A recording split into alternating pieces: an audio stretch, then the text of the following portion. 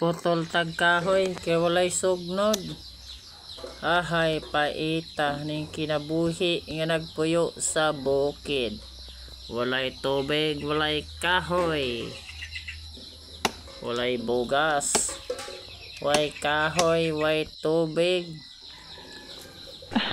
Gani kay walay bata nga nagtutoy, wala pod si maring nga nagtaroy.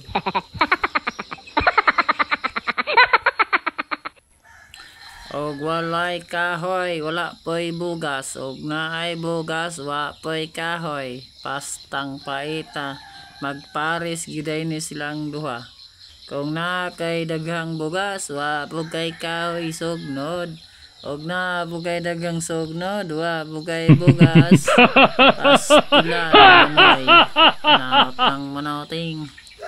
Bahala, walay kahoy, walay bugas, basta di lang maglunop og ingon ani nga ang tubig na nas kalubian perting dagana ming adto na gid sa bukid ang tubig sa dagat.